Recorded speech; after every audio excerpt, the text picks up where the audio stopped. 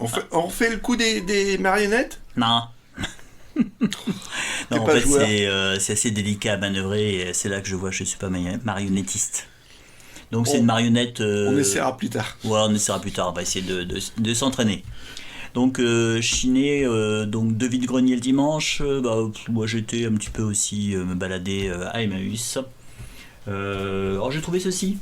Donc je vous avais montré il y a quelques semaines en fait les albums Carré, qui était la première maquette de la présentation des histoires du Petit Nicolas.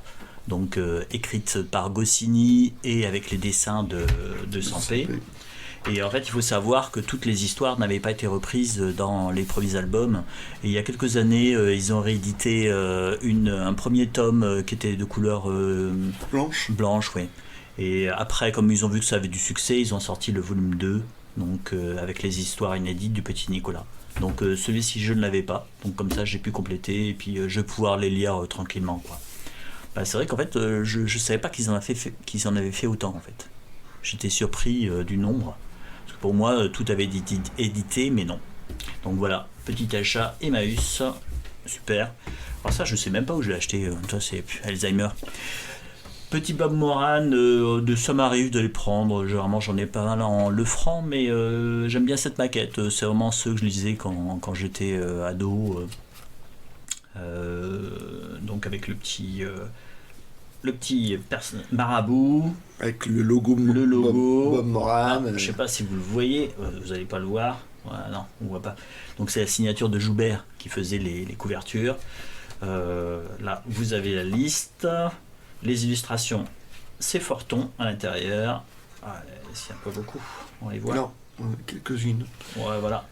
Forton à l'intérieur. Donc et ça c'est comme ça a été adapté en feuilleton, voilà, on a le personnage Claude Titre. Donc voilà, l'ennemi masqué. Alors bon, des fois quand on les relit, ça pique un peu. Alors ceci en fait, j'étais en fait après tout en revenant, j'étais dans une recyclerie et en fait j'ai croisé un bouquiniste qu'on voit régulièrement, c'est Philippe d'Alençon. Et en fait, on a discuté un petit peu et il m'a conseillé ce livre-là, donc je l'ai pris, je vais voir ce que c'est. On va voir si c'est l'historienne et Dracula. Donc, c'est un passionné. Ouais. C'est un passionné, et puis des fois, essayez ça, ouais, mais je l'ai déjà celui-là. Ah bon, ça va alors. Donc bon, on va le mettre sur la pile à lire, on va voir ce que ça donne. Ouais. Donc ça aussi, alors ça c'est le vide-grenier permanent.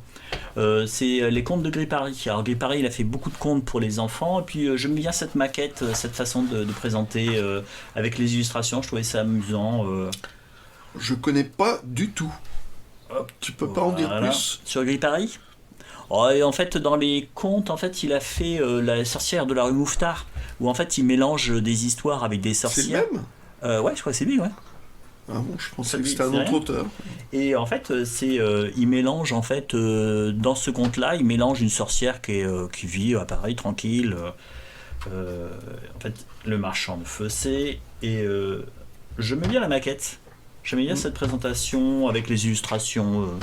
Ça m'arrive comme ça de prendre des livres pour enfants. Il y a plein de collections qui sont superbes. À un moment donné, j'en collectionnais plusieurs, mais bon, après, il faut avoir la place, on va dire. Ça, je l'ai pris.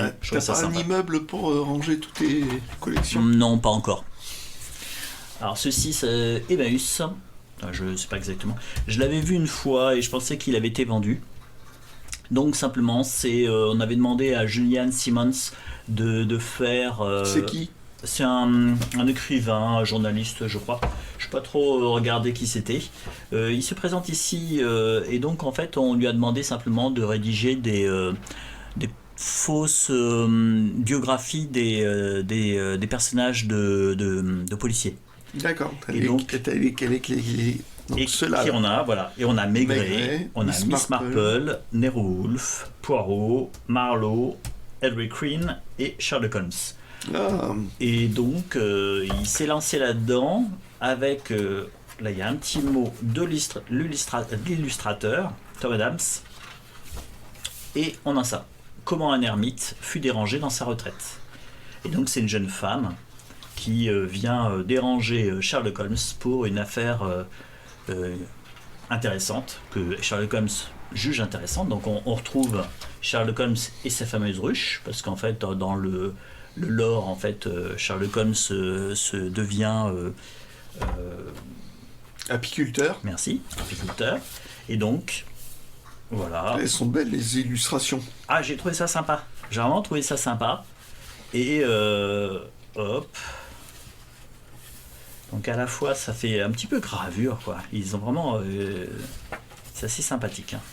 Entre photo et gravure, ouais. Ouais, voilà. Et donc on arrive à la fin où l'enquête est résolue et on apprend le nom de la jeune femme qui est venue déranger Sherlock Holmes et qui s'appelle Mantle ou Maple. Donc Miss Maple, Marple. qui est là. Et on enchaîne sur Miss Marple. Voilà. Donc j'ai trouvé ça sympathique en fait de faire... Mais en fait, c'est des nouvelles. Oui, c'est ça. Ce sont des nouvelles. En Je fait, croyais que inventées. c'était des bios. En fait, il a fait ça sous forme de petites nouvelles. Ah, d'accord, ok. C'est-à-dire qu'en fait, à l'origine, on lui avait demandé les bios, mais lui, il l'a adapté en petites nouvelles. Voilà. D'accord. Parce que des biographies de personnages comme ça, Mhm. il y en a plein aux éditions le Mouton électrique. Ah, ok. Mhm. Et ils ont fait comme ça, ils ont fait Sherlock Holmes, il me semble, et ils ont fait Hercule Poirot, que j'ai. Ouais. Voilà, c'est vraiment des trucs comme ça.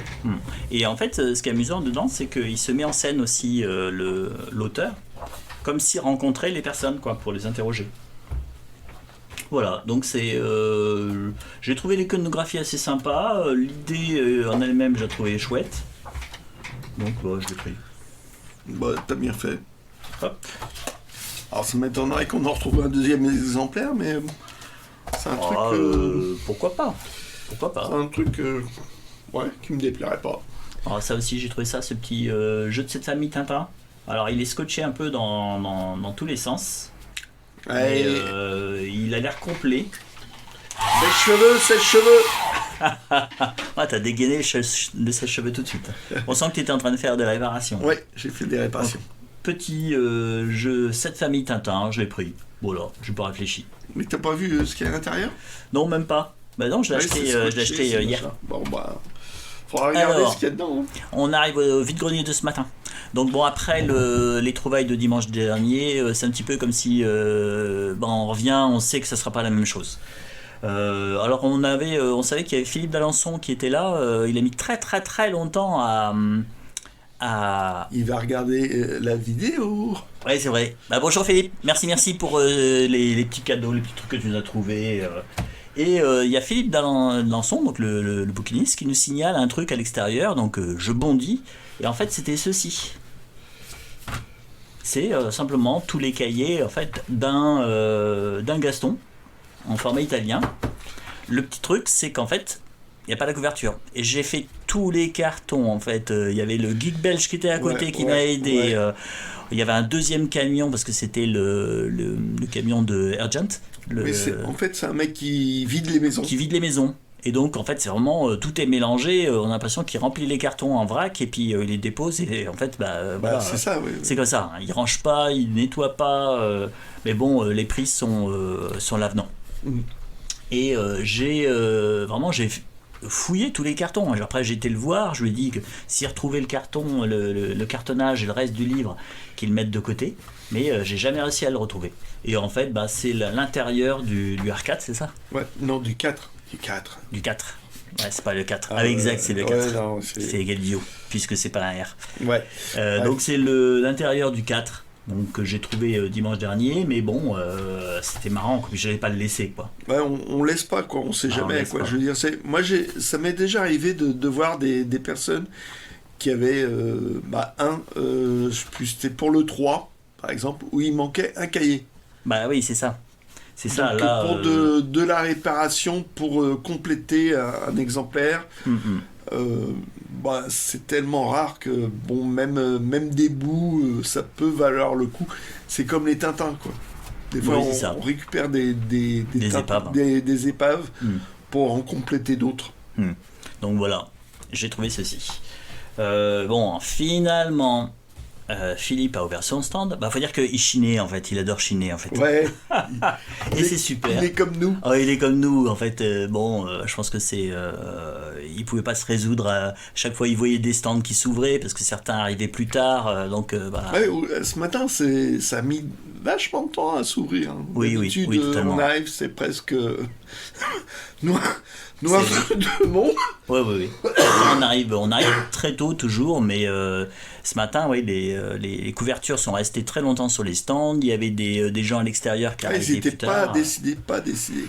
Bah ouais. Enfin bon. Lui non plus, parce Lui que non plus, il était en train de chiner, quoi. Ah ouais, et puis il chinait bien, c'était sympa ce qu'il a trouvé. Oh, Bon. Oui. Donc sur son stand, il y avait ceci. Donc j'ai pris quelques petits Bob Moran. Ça c'est vraiment la première des couvertures, hein, enfin la première des maquettes, avec le bandeau en bas.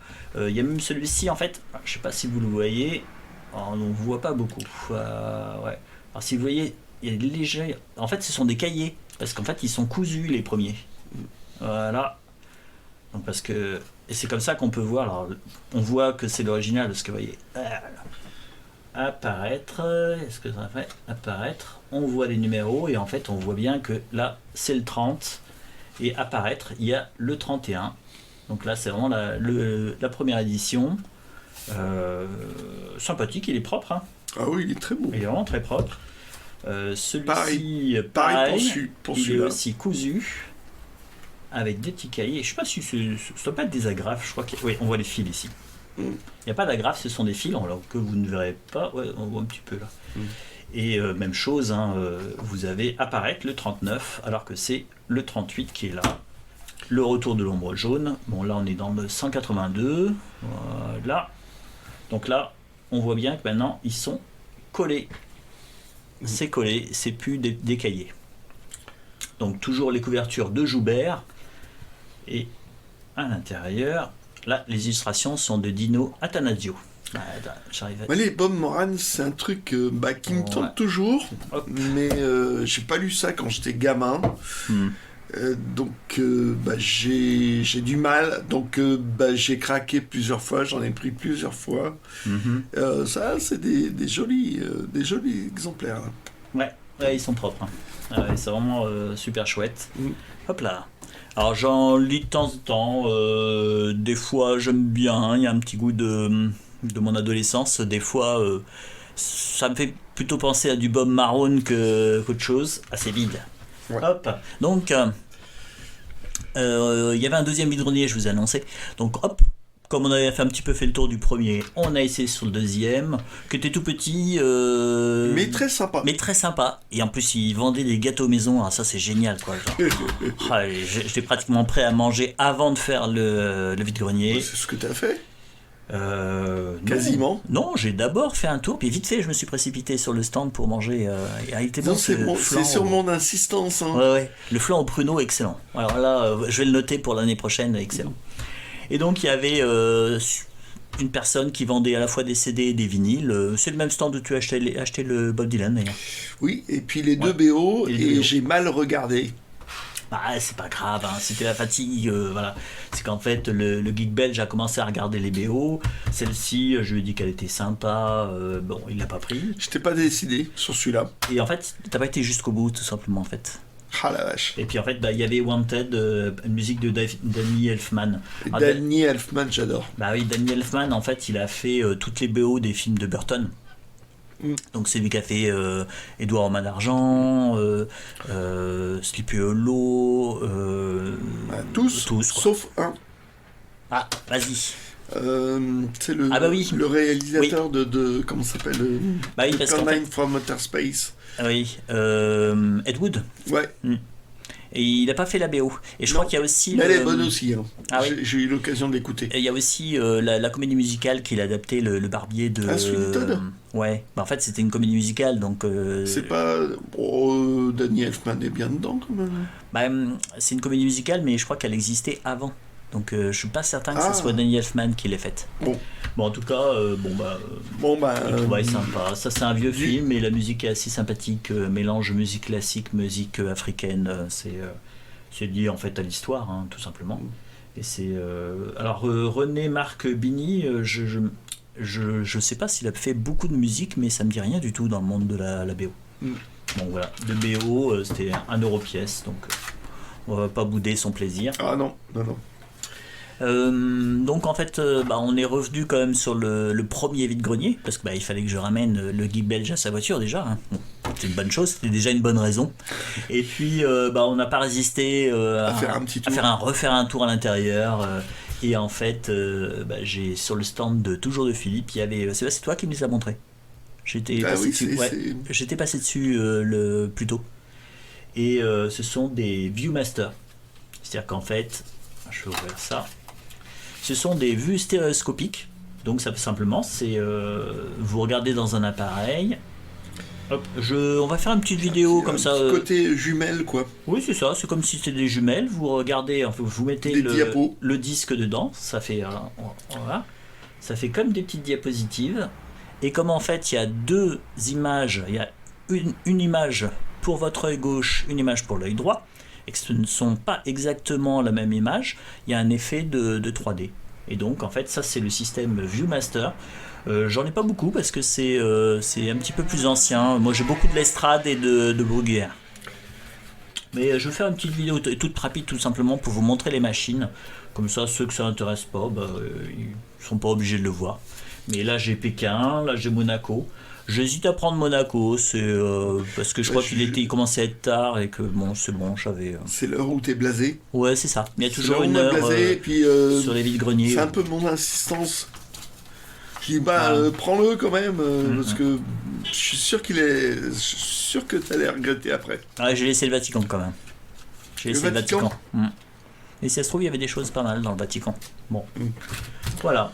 Donc c'est des choses que j'aime bien parce que ça déjà c'est de la 3D, ça montre un petit peu les bâtiments comme ils étaient à une époque, on voit des voitures, on voit des touristes qui se baladent, c'est assez sympathique comme ambiance. Où est-ce que ça s'est arrêté vers quelle époque? Les Viewmaster, c'est les années 50 ou 60 ça. Oui, non mais ça s'est arrêté à quelle époque les Viewmaster? Je ne pourrais pas te dire à quelle heure 80 en fait c'est plutôt après on n'en trouvait plus. Après il y avait à la même époque il y avait les Bruguière et j'ai l'impression que Bruguière a été racheté par Lestrade, le système Lestrade, et Lestrade on en trouvait encore. Moi j'en ai acheté au Mont-Saint-Michel, j'en ai acheté il y a une quinzaine d'années. D'accord. Mais par contre, ils avaient vraiment réduit leur catalogue, donc on n'en trouvait plus que sur quelques sites. Hein. C'est vraiment les plus importants. Mais si vraiment vous voulez en trouver plein, faut aller sur les vides-greniers. Là, on arrive à en trouver encore, mais puis, ça sera arrêté. T'as vu que par réflexe, tu commences à enlever le prix là? Ah oui, c'est vrai. Est-ce que ça t'agace? Ça m'agace quand il y a des prix dessus. Bon. Voilà. Voilà, c'était les. Ah oui, non, je oubliais une chose. C'est Philippe qui m'avait pris ça. Donc c'est juste une petite PLV du dernier album de l'histoire illustrée. Illustré par Tarin. Oui, c'est ça. C'est l'Empire du Milieu. Bon, j'ai pas été voir le film. Les critiques sont assez mitigées, on va dire. J'ai feuilleté l'album qui raconte l'histoire. Bon, pas emballé, pas au point de l'acheter neuf. Je pense que un de ces jours, je le trouverai sur un vide-grenier. Oh oui. Il y a des chances. Donc c'est une petite PLV sympathique. PLV, elle est sympa. Ouais, elle est marrante. En fait, c'est une petite PLV. Je la tourne. Donc vous voyez, ça se redresse. Et ce qui fait que voilà, ça va rester un temps en fait sur une étagère et puis après ça finira dans ma réserve à PLV. J'ai beaucoup de PLV en fait. Bon, voilà. Bon on vous souhaite une bonne semaine et puis à plus. Ciao. Ciao.